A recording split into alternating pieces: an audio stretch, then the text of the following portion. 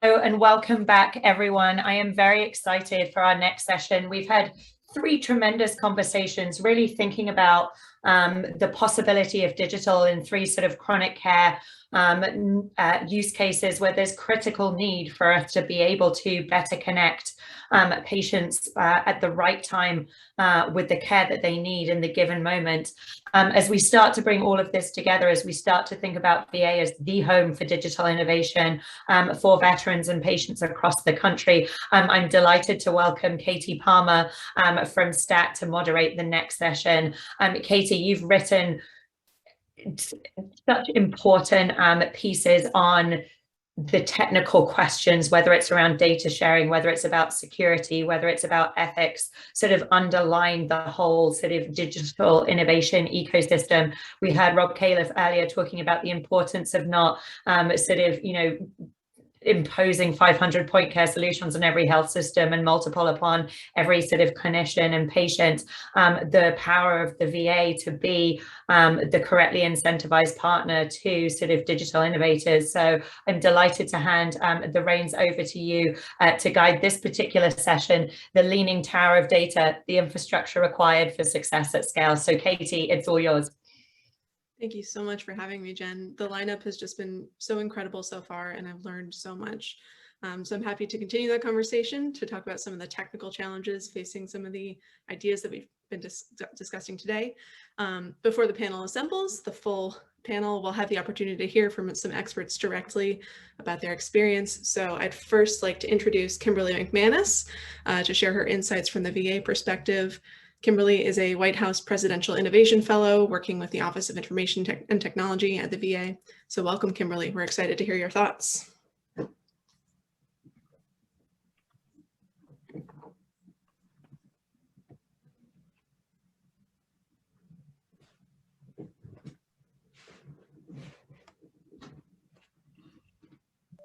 sec.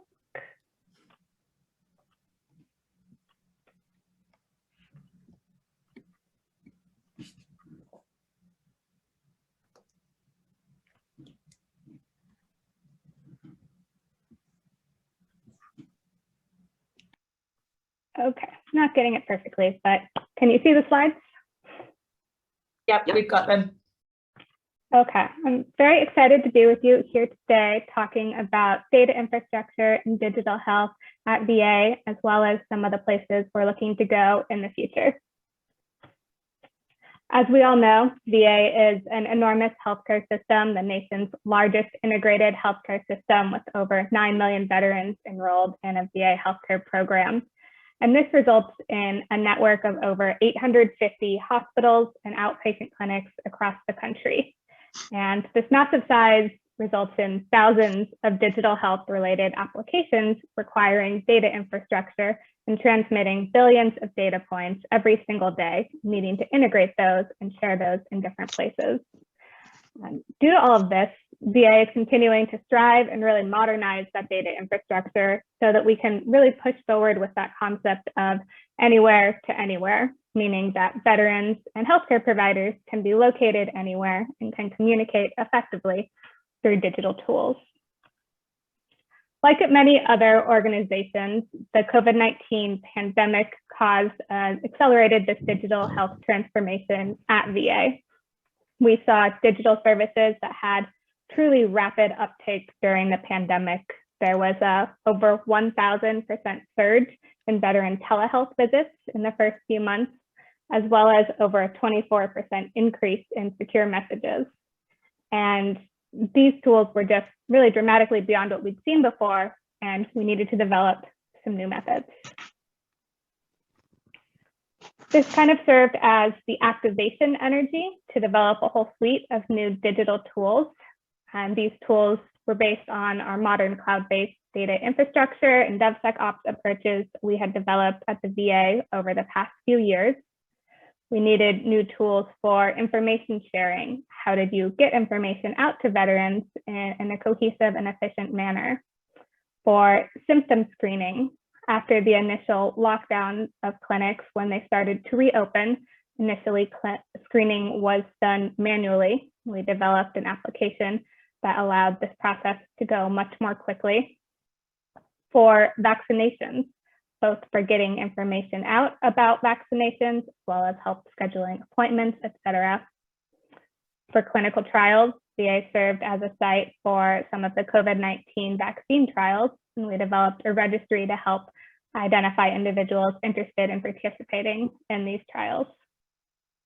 And as well as veteran-facing tools, we also have developed some tools focused on clinical care, such as something released recently called COVID Patient Manager, which is a Smart on Fire application for guiding patient care for COVID patients. Outside of the immediate data-related needs for COVID-19, there is foundational data infrastructure necessary to take us to that next level for digital health. In a healthcare system in 2021, data really serves as the basis for how decisions are made and how care is delivered. A common trend that we've seen across the previous sessions is that need to take data from disparate sources, both internal and external to a healthcare organization, from a cloud, from a device, from a different agency, from a different part of the same organization, and combine and merge this data to develop crucial insights. There are currently still some challenges with this at VA, as we have infrastructure that was built up over time, over many years, and in silos that was not necessarily developed to be interoperable. So in this image, you have individual program offices that have created a specific solution for a specific use case, or kind of how we heard earlier about various different devices being kind of point solutions, where they haven't necessarily all figured out how to integrate well together.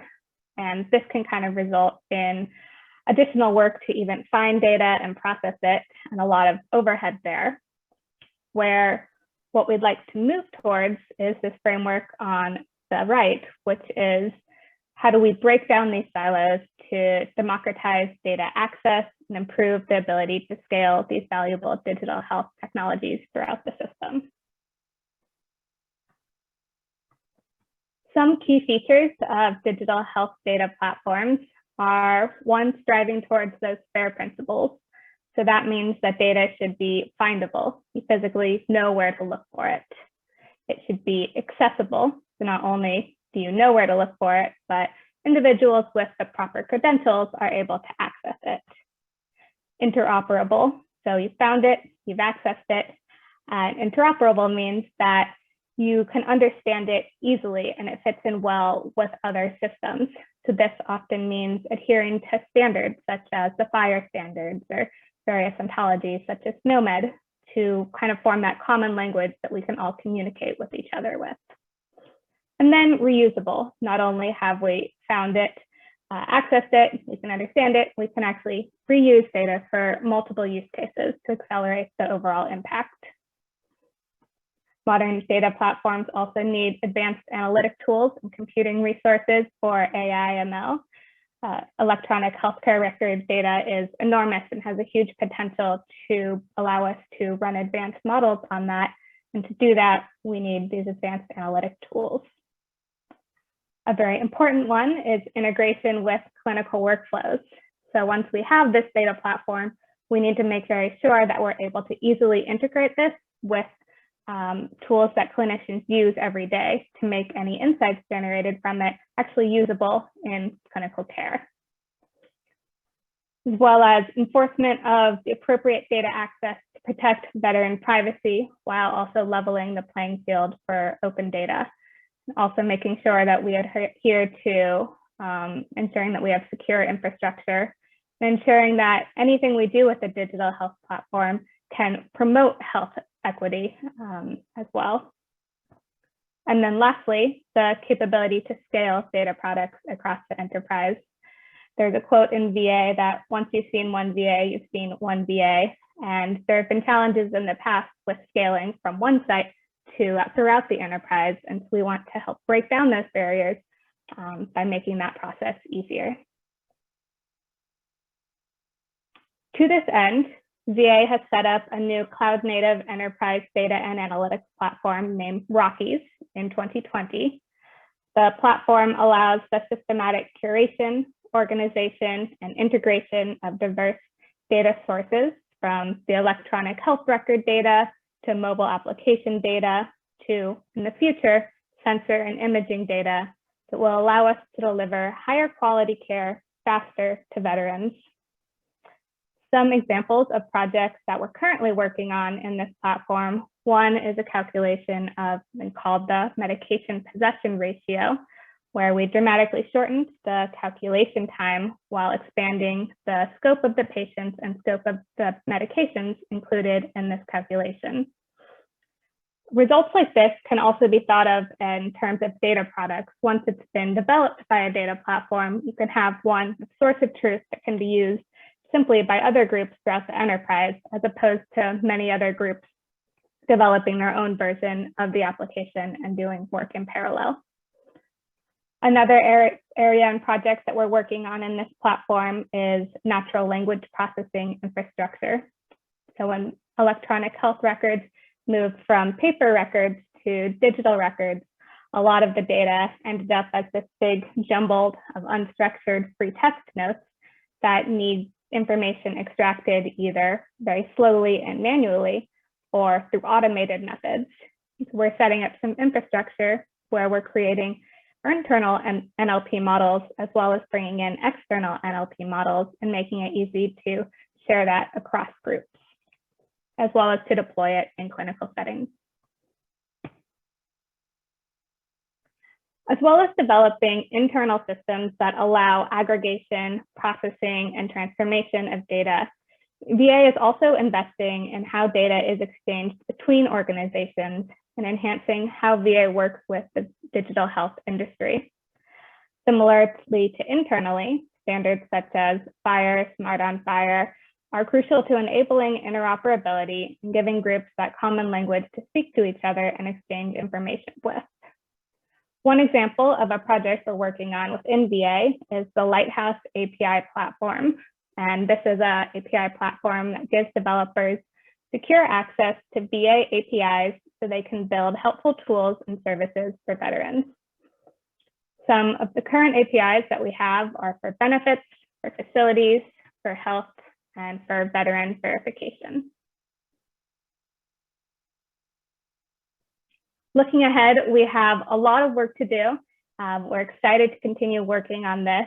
Some of the major areas and challenges for the future are really continuing to break down those data silos and do that in a way that involves everyone, that's secure, that respects veteran privacy, that promotes health equity, as well as scaling, figuring out how we can, once we've identified those very helpful innovations within a healthcare system, how we can scale that across the enterprise much more quickly. And lastly, interoperability and standards.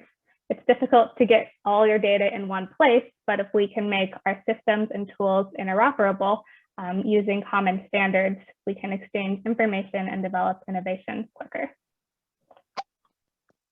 Thank you. I'm really looking forward to the discussion. Thank you so much for that, Kimberly. That was really great groundwork to lay for the rest of the discussion. I'm excited to extend it from VA to the rest of the healthcare system. Before that, though, I want to introduce and turn it over to Lida Sands for her expert industry perspective on these challenges. Lida is the worldwide head of life sciences for Amazon Web Services. Lida, it's all yours. Thank you so much, Katie. So let me just get my screen over here. Okay, can you see my screen okay? Yep. Can do. Yes. Excellent, thank you. So I'm so honored to be a part of this amazing program today.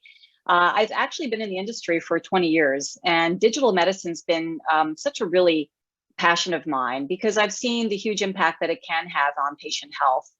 Both in my work at Novartis, when we rolled out some of the first applications for patients with COPD, and then also as a member of DIME. And it's just you know, hearing about Omada Health, I've been a big fan of them for a number of years. They were born on AWS.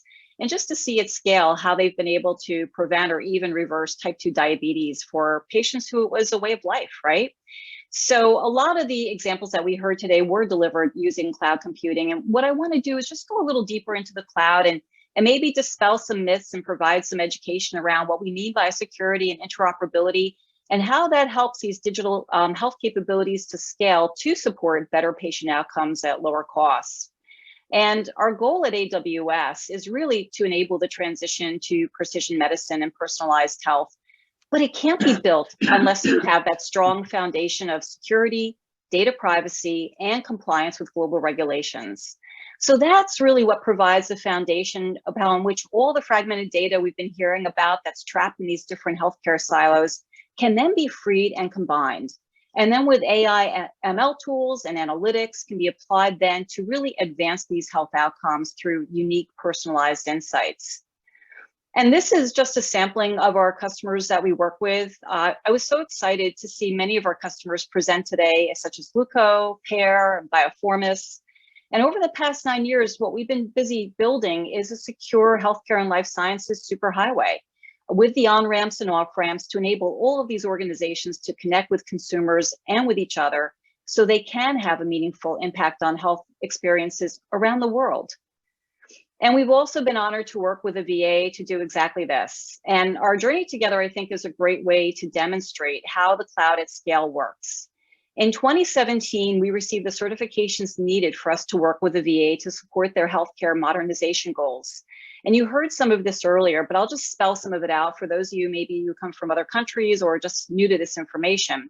But we received something called FISMA, which is a Federal Information Security Act, High General Support System Authority to Operate. And that means that our cloud system was validated to run highly sensitive government workloads like patient health information.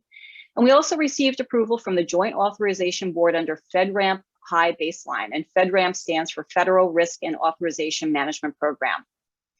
And when we had these certifications, that meant that we could then partner with the VA to apply the speed and agility of the cloud to revamp the Veterans Benefit Management System. And that operates on a 24/7 basis, and it has more than 800 million veterans benefits related documents. And like many healthcare systems out there, the VA was really struggling with a legacy system that was having a lot of performance issues and running out of space. But working together, we were able to move that entire system to the cloud in just 8 months, which included moving 6 petabytes of data. So not only did they then have an infrastructure that provided them with virtually unlimited space, but they were also able to cut their large document download times by 66%. So they were able to both provide a better experience for users, at the same time reducing their cost to operate, and they were able to benefit from the reliability and the disaster recovery of the cloud. So now let me just dive a little deeper into what we mean by security and compliance in the cloud. Because for all of us operating in this space, security and compliance are job zero. When you operate with global public cloud computing environments, it's important that you have the global certifications and the accreditations that validate that the cloud is safe enough for the most sensitive data there is, patient health information. In healthcare, all services must be HIPAA eligible, and that means that the data is encrypted in transit and at rest. And customers own and manage their own encryption keys to safeguard that data. The Health Information Trust Alliance Common Security Framework Certification, which you hear, the acronym is HITRUST CSF, was created by an organization of healthcare security leaders. And that's to help simplify validation, as it covers several certifications and accreditations by providing a framework designed to streamline regulatory compliance through a common set of security controls that are mapped to international standards, including GDPR, NIST, PCI, ISO, and HIPAA.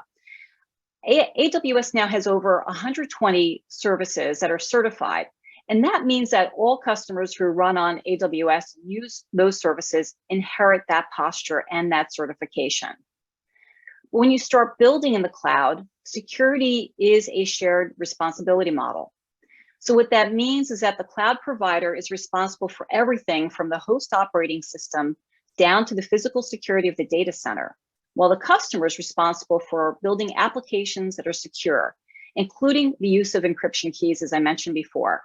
Now, there's a large community of partners and best practices out there to help customers maximize their security stance. But the unfortunate reality of the world that we operate in today is that customers need to take a proactive stance against bad actors, like, for example, ransomware. So having a disaster recovery policy and processes designed for rapid recovery and maximizing the use of those secure encryption keys is really the most optimal way to recover from those events. So now let's talk a little bit more about interoperability and standards. And I have to say, you know, regulatory guidance is critical to enable the capabilities noted on the left at scale. The 21st Century Cures Act, ONC CMS mandates around interoperability, and other global initiatives really laid the groundwork for the digital resilience that we saw during COVID. And to enable this interoperability, ONC CMS supports what is called the FIRE framework that you just heard about, and that stands for Fast Healthcare Interoperability Resources. And that provides a standard format to make sure that the data is structured and shared in a consistent, compatible format across multiple applications.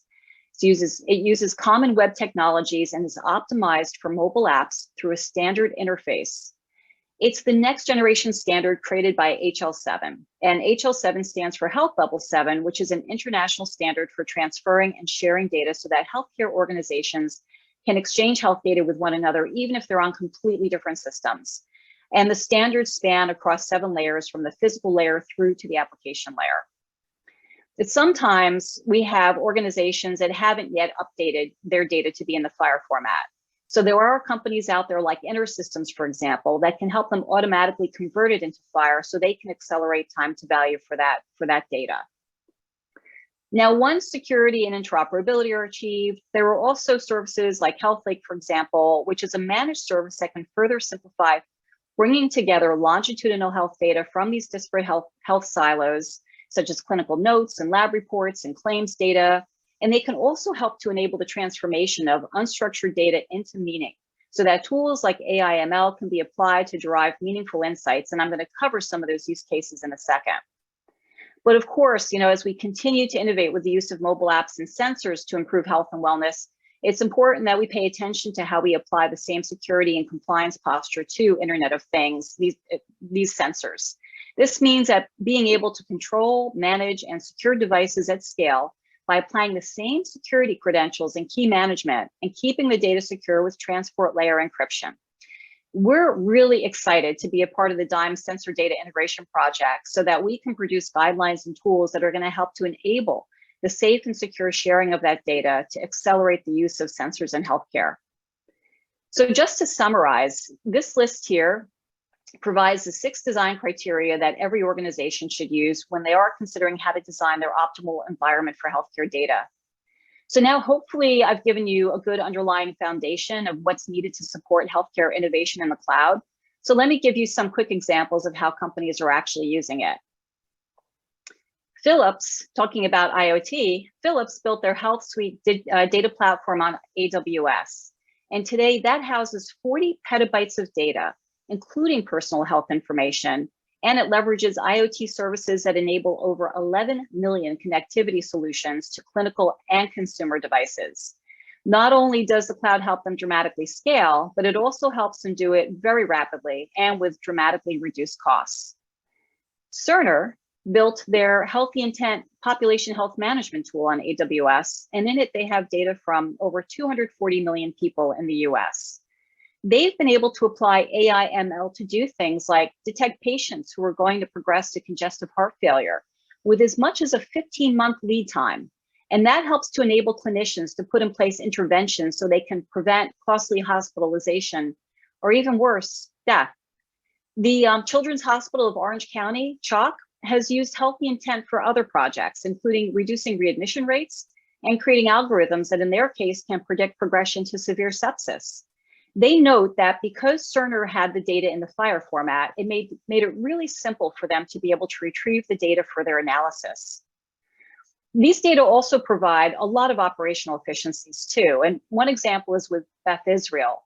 They were able to use the cloud to create significant operational efficiencies by using AI/ML to scan completed patient forms for errors and then interrogating the employee attendance databases.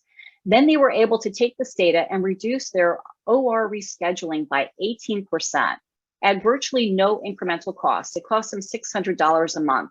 In the past, they probably would have had to spin up a bunch of instances in their data center, and somebody was telling me a Hadoop cluster to do the work like this would have cost at least $300,000. And then finally, when COVID-19 hit New York, the cloud enabled the New York City Rapid Response Coalition to reach out to 85,000 high-risk, chronically ill, and underserved citizens.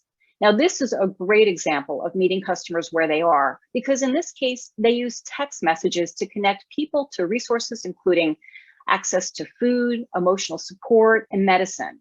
And they were able to launch it in 3 weeks, and the program at its peak supported 10,000 people per day. We've seen similar use cases in terms of meeting people where they are in areas even like voice support too, and voice assistant. And with the Boston Children's Institute, we were able to set it up so that parents could use their Alexa devices to report how their children were doing after surgery. So hopefully the information that I shared today helps give you some baseline and understand that the cloud can provide you with the agility, flexibility, and the security needed to help accelerate patient outcomes at scale. So now I'll turn it back to you, Katie, so we can kick off our incredible next panel. Thanks so much, Lita. All right, now we'll get a chance to welcome our wonderful panel of experts. It is a very, very deep bench. Thank you all so much for joining this conversation. Can you all hear me? We can hear you. All right. Hear you just fine. So today we've heard so many important ideas about the potential for these digital tools to make a significant impact for patients, diabetes, heart disease, mental health. But as we all know, getting the data from one place to the other to drive innovation and then getting those tools in the right hands isn't so simple. So this group is going to dive into the pipes that we need to build to make all of these digital approaches to health real. I'll get us started quickly because we have a lot of ground to cover. I'll ask each of you to share who you are, who you work for, if it's relevant, and to answer sort of an opening question. I would like to start here with Mike. I'll have a different sort of frame for your question. I'm curious, as a patient, you know, in the expression of the data infrastructure that's been talked about so far, what is the biggest challenge that you have faced with healthcare infrastructure?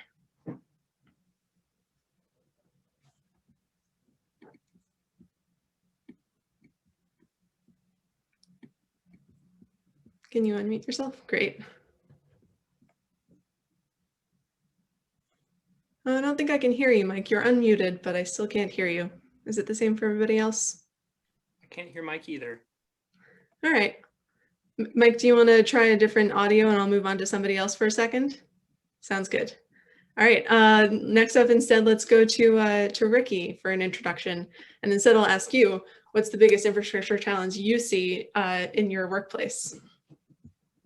Great question. Thank you. And I appreciate the remarks of the others here as well. I think this is an exciting topic. My name is Ricky Bloomfield. I'm a physician in internal medicine and pediatrics. And for the last 5 years, have led the clinical and health informatics work on the health software team at Apple. And just to share a little bit, our goal at Apple is to give users access to their health information securely and privately to share it with others if they choose. We really want to put that control in the hands of the users. And we adopted FHIR in early 2018 with our health records feature. Initially, that had support for 3 EHRs and 13 locations, and have since expanded to supporting 12 EHR vendors and over 700 health organizations representing over 12,000 locations. And I think this gets to your initial question, which is the greatest infrastructure challenge. Being able to scale this from just a few EHR vendors and providers to the number that we support today would only be possible through the use of open standards. And this is what we've seen. There would have been no way for us to do what we've been able to do if each of these organizations had a different format. You know, maybe some had FHIR, maybe some had something else. It just would not have been scalable, even for a company like Apple. And the other benefit here is that because all of these organizations have chosen an open format, any app can connect, any app of the user's choice. So it's not just limited to one vendor, but any vendor. And we think that's actually a benefit here, so that for equity reasons, this is as accessible as possible. And the VA was one of the early adopters of patient-facing FHIR APIs. And it was a highlight of my career to be able to work with them on this. And it's so exciting to see how quickly they came together to make it possible for veterans to access their health records through apps connected to the My Healthy Vet portal. And I think that's one example of the VA's innovation, and I'm excited to dig into other examples as the panel goes on. Awesome, thanks so much. I'll move on next to Greg for an intro and expression of the greatest challenge for you. And I'm asking you just to pick one. I know there are a lot. Your favorite, please. Sure. Thanks, Katie, and really appreciate everyone's comments, and really great to see a lot of familiar faces and friends here that are collaborators. So getting healthcare right for all really makes strange collaborators, even companies that compete with each other. So my name is Greg Moore. I have the privilege of leading Microsoft's Health and Life Sciences team. I'm an engineer and a practicing physician, neuroradiologist. So Ricky and I have something in common, as well as some others, a few docs on the call here. We've talked about FHIR and interoperability and APIs and certainly cloud-enabled API-enabled operability with FHIR is a foundation, and it's table stakes for what's needed to make progress here in healthcare. But I really believe that we're at a moment of time and an opportunity where I believe cloud-enabled virtual care with all that other pieces as a foundation is critical for the VA's roadmap and for digital transformation as a whole. And I think now's the time to lean in. COVID has really shown that to us, from telehealth to remote monitoring. We've really seen the rise of virtual care, and that's here to stay. And I think that now we see the opportunities to bring care to those who actually lack meaningful access across the spectrum, including populations within the VA. So this acceleration is going to continue to scale. I believe it's going to bring more virtual capabilities, whether it's virtual clinical trials within the VA or virtual remote patient monitoring, and importantly, behavioral health solutions that are needed in the domain, and allow patients and caregivers to provide care locally, at home, in their community, wherever they choose. So I see great opportunities here to scale and some much needed solutions using virtual care across the VA, and I'm looking forward to the great conversation remaining here today about the future of healthcare and how data interoperability, AI, all enabled by the cloud, can make virtual care possible. So thanks for having me. Awesome, thanks, Greg. I'll just continue down the list to our other cloud representative. Aashima, could you introduce yourself and as much as possible, poke holes in what Greg just said. Tell us what the flaws are. Hey, thank you. Truly a privilege to be here. As Greg mentioned, there's a pretty robust panel here. We've been working on this collectively as a community for past many years. So this is Aashima Gupta. I lead our healthcare solutions strategy and solutions at Google Cloud here for past 5 years. Ex-Kaiser Permanente, where I was responsible for bringing frame-shifting innovations to life, including remote monitoring for diabetes, as some of my previous panelists talked about. I would say we all have been talking about interoperability and embracing the premise that patients need to have choices and access to their own health information, and that it will have profound impact in improving better and more affordable care. But I also would say the opportunity here for past 10 years, if I wear my Kaiser hat and going with Katie, your theme of poking holes, we have digitized 94% of healthcare data. It is an EHR. And in working with HS and now with Micky, the opportunity that lies ahead is how do you make that data and put that into action? So yes, it's about patient having access to their own data, but also the wealth of information that has been created over 1 decade in the United States. 94% hospitals have an EMR. Are we using the data to the service of the patient? Meaning learning from it, creating the AI machine learning models from it, and bringing that knowledge forward. I think that's the biggest opportunity as we move forward. One thing I would say, the plumbing part, Katie, I was taking into how you mentioned, like we are all plumbers at the end. Those data pipelines need to exist, because just because a new standard is out, it's FHIR, R4, we are huge supporter of that, but we need to make sure that transition to the new standard, we're creating the tools, we're making it easy so that we all can take that leap. Yes, the interoperability is a means to an end. I think I would like to give another shot to see if we can hear Mike this time. Mike, you want to try speaking? Ah, shoot, I still can't hear you. Let's talk in the chat and see if we can figure this out. Thanks for keeping on trying. In the meantime, why don't we have Micky introduce himself? Poke some holes in your own work. There are no holes in our work. Hi, everyone. I'm Nikki Choupathy. I'm the National Coordinator for Health Information Technology. I've been here since January 20th and delighted to be here and delighted to see everyone, many of whom are long partners and friends and all working together on this. So I guess during oops, I think Mike figured out the mute. I guess the only thing I would sort of add in terms of the the greatest infrastructure challenge is one, just a general observation that I think different people have touched on, but to make it most explicit is just the fragmentation of the healthcare industry on the supply side and the demand side is kind of the biggest challenge we all face. There are other sectors and other verticals that have been able to move forward. I think because there's relative concentration and a few key players are able to move the whole industry forward. That's just not true in healthcare. And so that's the big challenge that all of us face. From my federal government perspective, the biggest challenge that that we face, I think, is how do we get just enough regulation? That I think that because of that fragmentation, regulation plays a huge role in moving things forward in the industry. A lot of things that people were describing have been, sort of building on the backs of or following the tail or the tailwind created by, by regulations from ONC and CMS and others. But there is certainly the danger of just too much regulation that then stifles that innovation. So that's a sort of a daily conversation and balancing we have here, at least within ONC, about how do we get that just right. Definitely. Let's give Mike one more shot, maybe. Did we lose him entirely? Since it seems like we had him for a brief second there. And if not, I'll move on to Kevin next. I think it might be you, Kevin. Okay.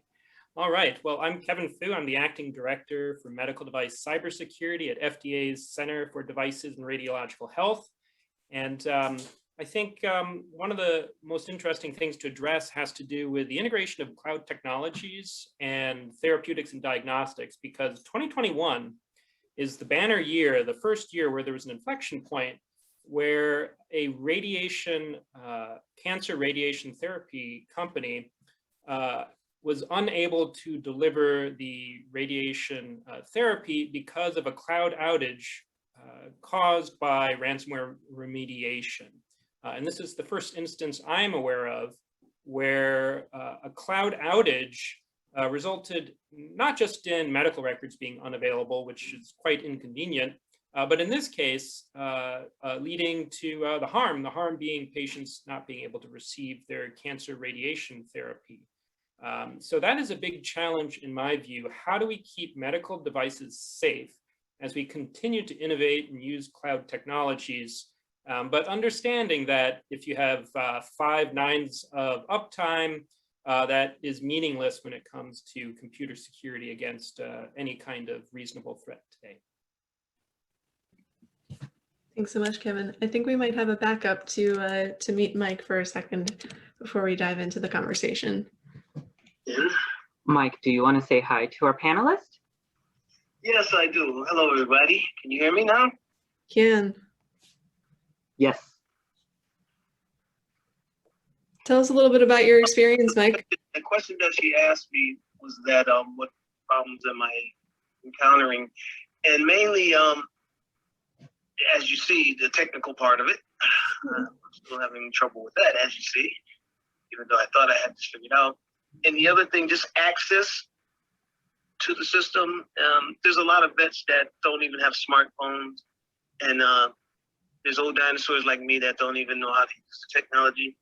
And we're having trouble getting help with that. Can you tell us a little bit about your experience interacting with the VA?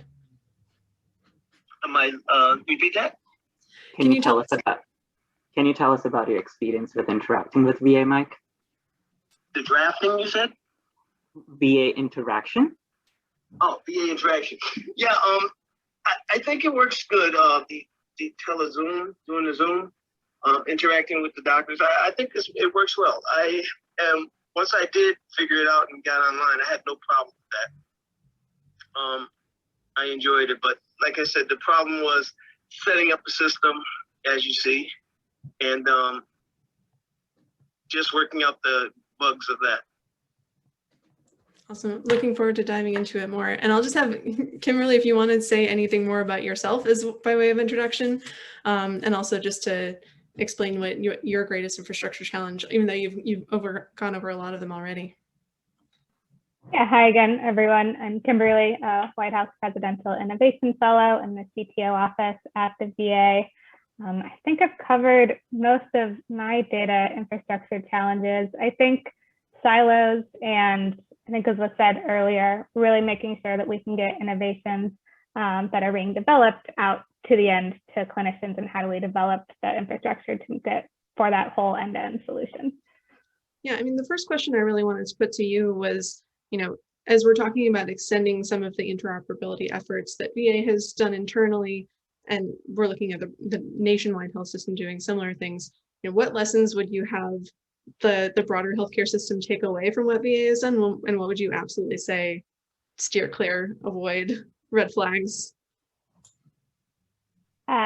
For advice for others for how VA has approached for nationwide interoperability.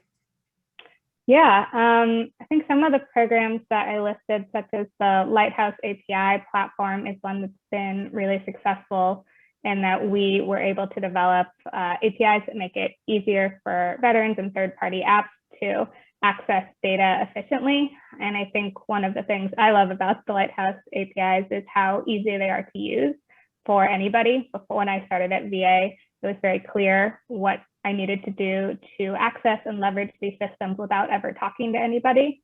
And in most cases, that is very challenging, even within VA. Investing early in these interoperability standards, such as FHIR, I think is absolutely key. Wouldn't wait on that one. And that will allow groups to interact externally and internally much simpler, and really having that transparency as well are kind of some of the main things. And making sure your infrastructure silos often come to exist in organizations due to business silos. And so at VA, for example, there's the Veteran Benefits Administration and Veteran Health Administration that classically did not interact. And that has created these two entirely separate siloed systems where it's still a little challenging to access data. So I think working across those business silos and reaching out across organizations and beyond is crucial to identifying what kind of any sort of interoperability you will need. I wonder if, Ricky, you could go into a little bit of detail about what that sort of, what those different silos were like working with when in Apple's work with VA? Yeah, great question. We were working with the VA at a time of there was a lot of transition there, and one of the amazing things was that we were working with just a great technical team at the VA who were implementing these APIs. And so while there were some leadership changes as we were working with them, this team remained constant and dedicated, and they really helped break down any barriers that were there to make this work, including the technical barriers, as well as not really policy barriers, but just sort of making things work within the constraints that might exist within a large organization, just like there are constraints within any large organization. And so that was, it was great to see that. As I mentioned before, their mission wasn't just to make this work for users of Apple devices, but this API is generic and will work with any app, any platform. And of course, they also support the work with their My Healthy Vet portal, so that even if you don't have a smartphone, it's important to be able to access the information to make it as equitable as possible. And that was a mission that we believed in as well, and we were excited to see their passion around this. I think if we expect any patients to understand or know what FHIR is or know what OAuth 2 is, then we've failed. This should be, simple and easy to access. They shouldn't have to worry about the underlying technology. It should just work. And working with the VA was wonderful because they had the same vision. I wonder if we could actually put some of those technical details in the context of what the patient is experiencing right now. Obviously, in July, we had some rules implemented in terms of patient information blocking. Wondering if, Micky, you can put this in the context of the broad rollout of nationwide interoperability in the FHIR roadmap? Yeah, sure. So just to be clear, the rule in July was a CMS rule, not an ONC rule, but it's a but it's a government rule, and it's very consistent with what ONC is doing, which is to support and do everything we can to get standards-based APIs out across the market, so that we have patients being able to access their own information as well as other authorized providers. I think it's and other authorized entities. I think it's important to have both. Sort of patients being able to access their own information is really important. But some patients may not want to be at the center of all of that. They want to be able to have access, but they don't want to be the data mules that are responsible for making sure that their information is available to the next provider. So that's why we support the ability to have the exchange using APIs for any authorized party, as well as networks. So we've got, as a part of 21st Century Cures Act, the Trusted Exchange Framework network that will be going live in Q1 of 2022 that supports more of kind of the back end connection, so that you have the automated ability to have records shared in the background with authorized parties as well, so that if you as an individual aren't accessing that information and don't have it in your possession and aren't the one who is at the center of making that available, you ought to have the expectation that your providers and health insurers and others who are involved in your care have that information available in more of an automated way in the background.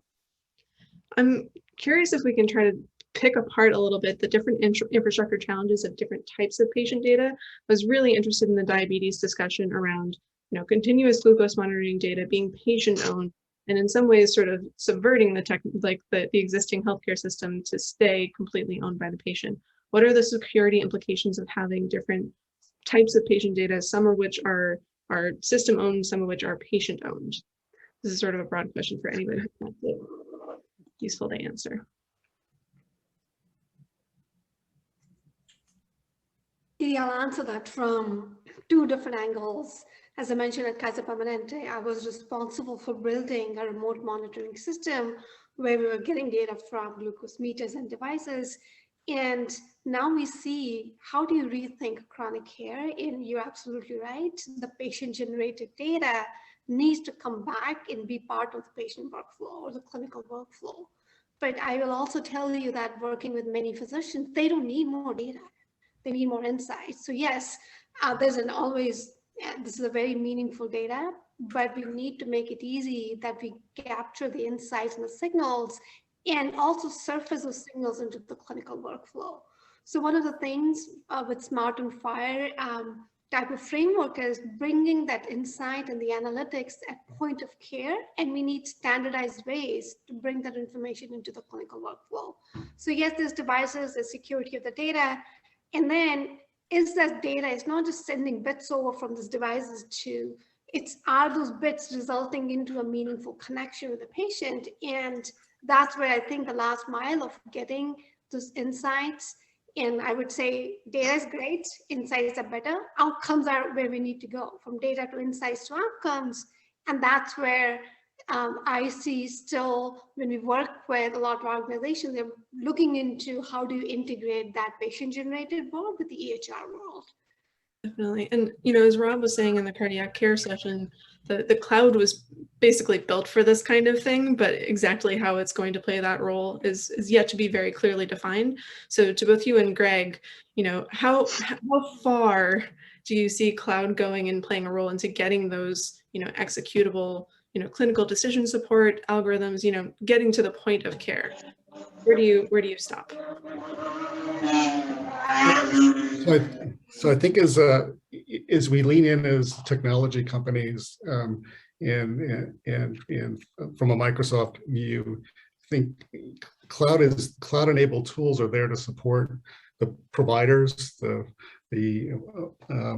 the VA, and to give them the tools that, whether that's machine learning tools for clinical decision support, detection of sepsis, for example, for them to run those tools in their tenants on their data and their patients' data. And so I think one of the key things here is with cloud is with trust. It's been trust for patients and trust for providers, and to be able to bring tools into those partner systems like the VA.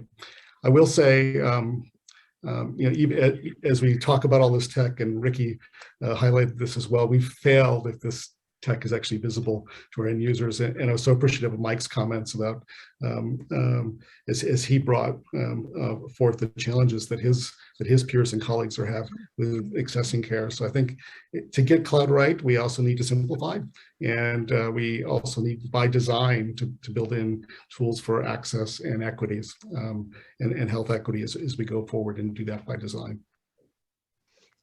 Yeah, I'd agree with Greg here. From cloud, technology is an enablement at the end, right? We can talk cloud, we can talk AI, or we can talk interoperability. It's all means to an end. And the end is, are we building and making these tools easier? And so from our perspective, when you look into APIs, and many people ask us, is it, yes, there are rules, but the rules are here in the service of a use case. Think telehealth, right? If we believe in the notion that the care should be tied to people, not places, that means the longitudinal record of patients should be available to that digital health visit. And to do that, what technology, the role we can play is support open standards that ONC has laid out, working with Micky and the team, and support them natively in the cloud. API first is a new paradigm in still like healthcare industry. What are the guardrails for API first? How should you think about APIs as a products versus a more kind of technology play? How do you make it easier? How do you nurture a developer ecosystem on open standards? So the role for technology is to truly be invisible, but enable that in the back end is how I would answer that, Katie. So both of you have referenced in passing that, patient concerns over privacy, the need for trust for these systems to evolve and grow. It's something that I hear reflected in conversations with friends and family when I'm talking about these solutions. They're really concerned about the safety and privacy of their information. So I'd like to ask sort of the broad group, what truths and misconceptions are there about both the use of open standards and cloud infrastructure for data portability and interoperability? And what can we do to communicate better how patient data is being used and transferred? Maybe I'll start with Kevin. Well, actually, the FDA has recently released a document, more than just cloud, on how to communicate computer security vulnerabilities with patients, and realizing that patients play a very important role in having a voice on computer security and privacy. So although I can't speak to the interoperability directly, where that's not an area where I focus, I can say that there are wonderful sweet spots when you can get interoperability and security at the same time, but more often than not, they're sort of competing properties. And so it's very difficult to get both at the same time. And it's almost engineering magic when you can. But it's just so important to be able to have effective communications that's inclusive and mindful of the patients and what they're going through. I think I saw Mike unmute. Mike, did you have any thoughts on patient privacy and security? Unmuted or muted now. Try unmuting yourself one more time. Can I add something, Katie, while we're ready? Oh, there he is.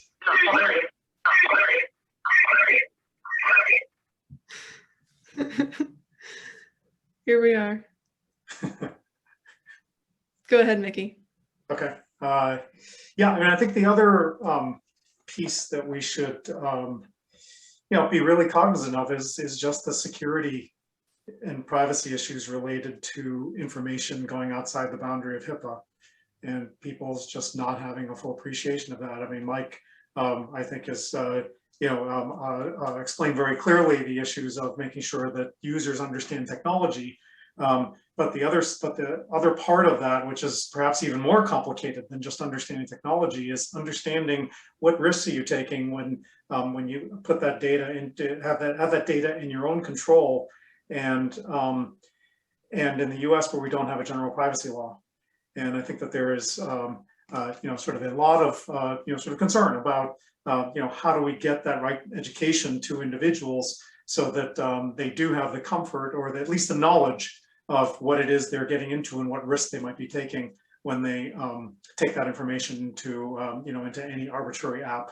And I think it's been said that HIPAA is the most widely misunderstood law in the country, and I think that we're seeing that more and more information starts to flow into the hands of patients. Did anybody else have thoughts on security and privacy they wanted to share? I can add one comment there. This is an important topic, and you asked the question earlier. There's the FHIR infrastructure, and then there's privacy. Not having to worry quite as much about the format of the data certainly helps, but how these APIs and how the apps are implemented is still critically important. And if they're not implemented well, then you could have security issues potentially. And so this is something that I think does merit attention.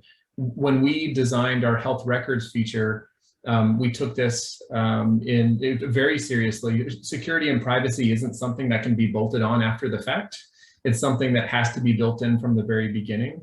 And so we designed the infrastructure so that the data went directly from the hospital to the user's phone and didn't pass through any Apple infrastructure in between, because we believe that the patient should be the ones that control access, and they should be able to make a clear decision before that data goes anywhere else but within their control.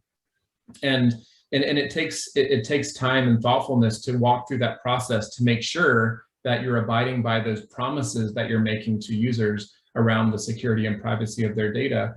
But nowadays, all of our phones don't just have health data on them, but financial data, banking data, our messages, our emails, our pictures, really sensitive information. And so thinking about the privacy and security from the very beginning is the only way to help prevent catastrophes down the line. Yeah, I mean, my high-level question is how much is really preventable that is controllable at the infrastructure level, and how much of this needs to come in the form of, regulations? As Nikki said, it's a balance between interoperability and regulation. What other bodies need to become involved here to really ensure that as these technologies are adopted more broadly, that patients can trust them and will continue to rely on them? Just to add to what you're saying, I think from as a technology companies, we must do a better job, but we must create trust through transparency, right? So if you look into just from the technology perspective, when you have transparency, you know how the data is leveraged, the APIs, they're logged. There's a lot of work that happens in creating that access transparency in the backend.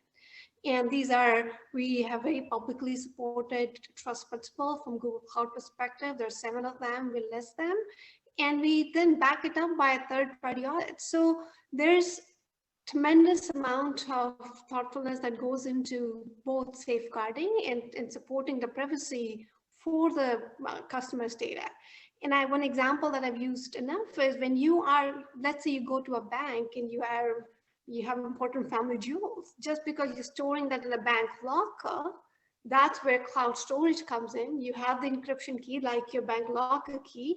So you control the access to the data. It goes into a big vault and only you have access to the data, and you encrypt it and you hold the key. And then you have logs, we call them access transparency logs, how the data is being accessed and support that information is kind of available. So those are the trust principles in safeguarding. And I will tell you, much of the data today, like again, going back to my healthcare industry experience, you have faxes, you have CD-ROM drives, APIs are documented. Each and every call, you get the analytics. So we can bring forward some of that, why it's more secure and more privacy preserving in the cloud. Thank you. I just want to take this opportunity to remind everybody that we'll have a Q&A at the end. So if you have any questions that you want to pose to the group, slap them in that Q&A channel for now, and we'll come to them soon. I did want to make sure before we got to Q&A, though, that we were able to address directly sort of the role of data infrastructure and standardization in equitable access to healthcare. So this is something I want to put to Micky directly. You know, what are the ways in which data standardization and infrastructure can sort of support equitable development and deployment of these tools? Sure. I think there's a couple of pieces to that. One is just in the data itself, and the ability to represent who the population is and who are the important communities, and differential sort of outcomes, differential treatment they may be getting.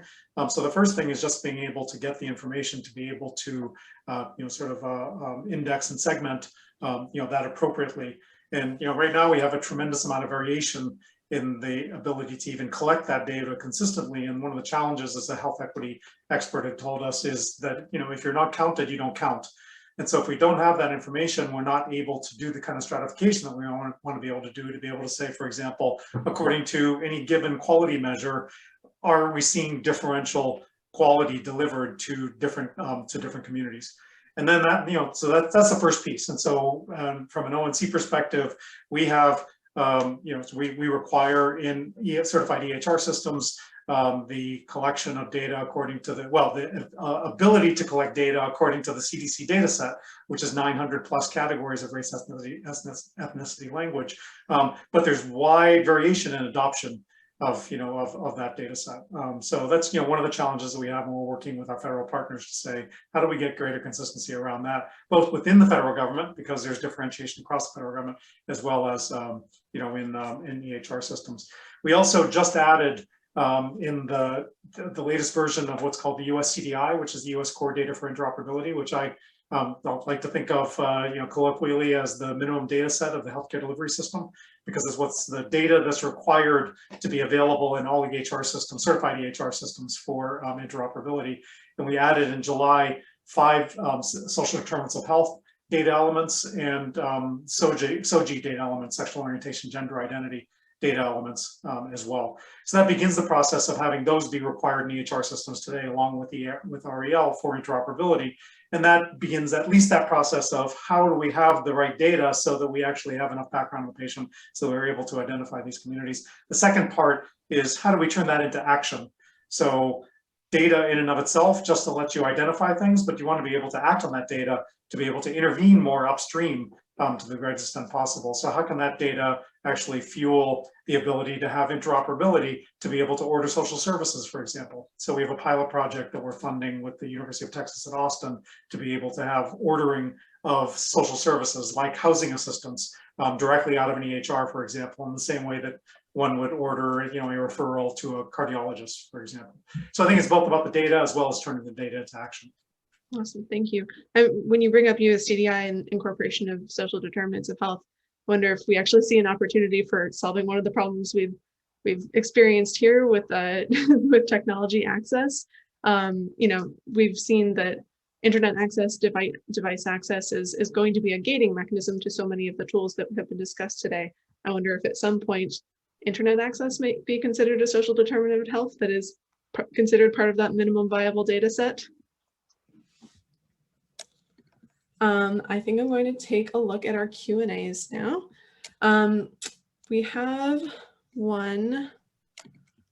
I'm going to try to transfer live from C1. Let's see if this works.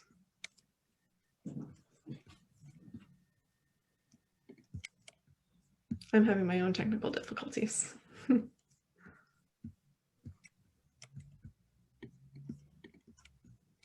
Oh, it did work.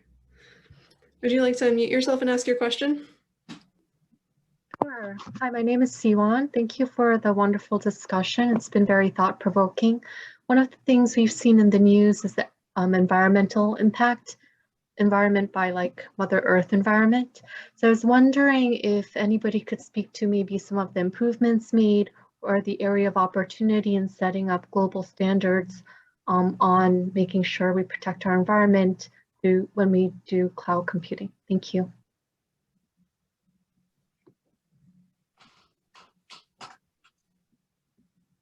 Yeah, I'm happy to talk a little bit about that at Microsoft. We've been, in fact, made a commitment last year not only to be carbon neutral, but to be carbon negative in not only our cloud services, but to, as a company, all up at Microsoft. So even to had made that commitment to go forward and publicly, and I've asked people to hold us accountable to that as we go forward. We think it's the right thing to do for the planet, and we also think it's the right thing to do for humankind. And as you pointed out correctly, is so tied to our health as we go forward. And similar. I could comment a little bit on that.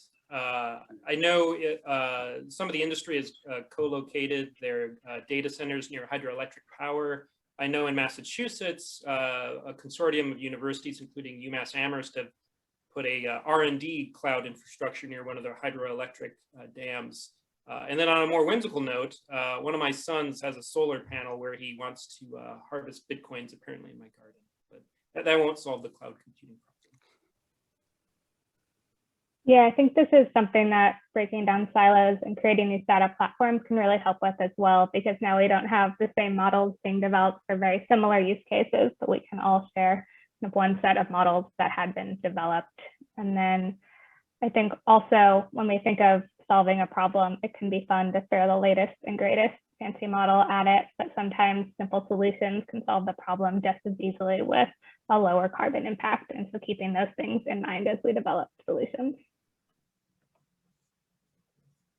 And this is on a much different scale than the cloud compute energy saving that was just discussed. But I certainly hope that having digital access to your health information will save a lot of paper and trees over time, simply by avoiding all of that waste.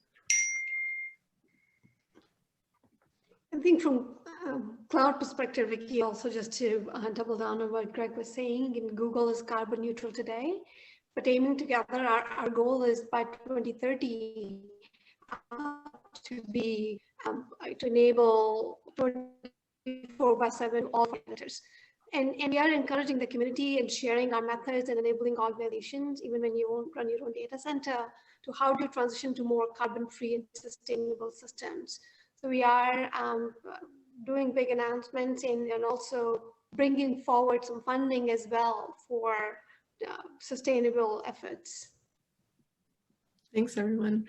I'm going to read the next question out loud because we're having trouble connecting. This is from Josen James, I believe. Sorry if I'm mispronouncing that. What are some tools and resources, examples, regulatory, digital infrastructure, understanding unmet clinical needs for entrepreneurs to help innovate in the space?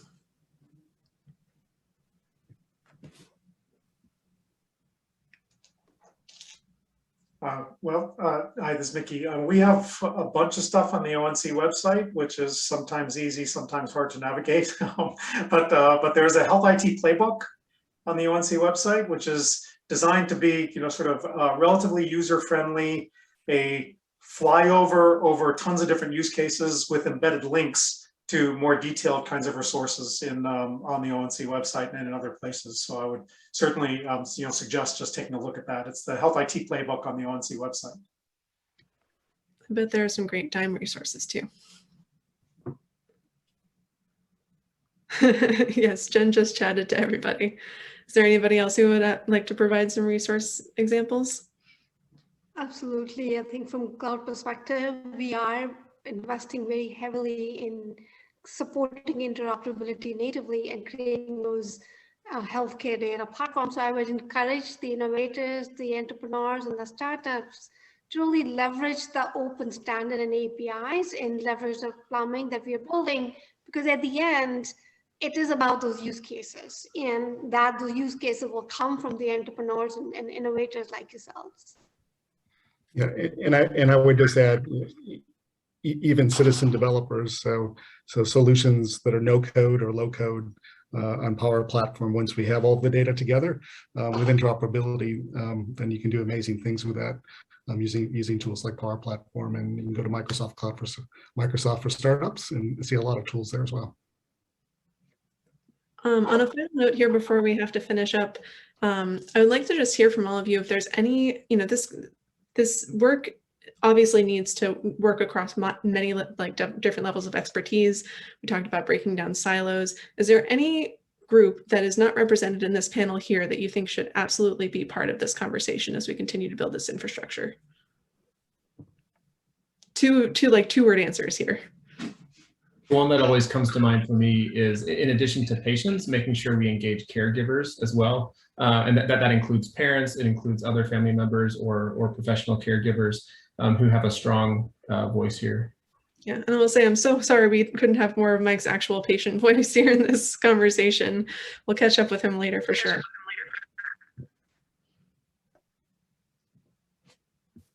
Awesome. Well, thank you all. I think that's the time we have. Thank you so much for joining us and sharing your important perspectives. I'm going to pass it back to Jen now to take us to the next session. Thank you. Fantastic.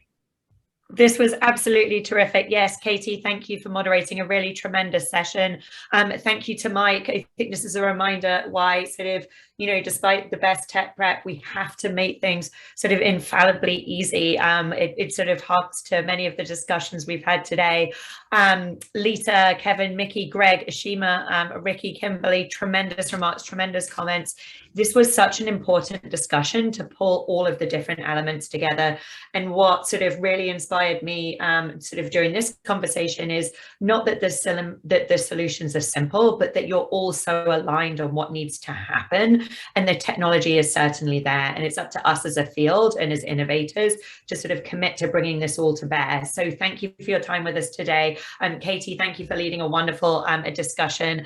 And it's a terrific pivot into our final discussion of the day, where we're going to be thinking about sort of VA as the home for sort of digital innovation, or rather driving digital innovation here in the US. If we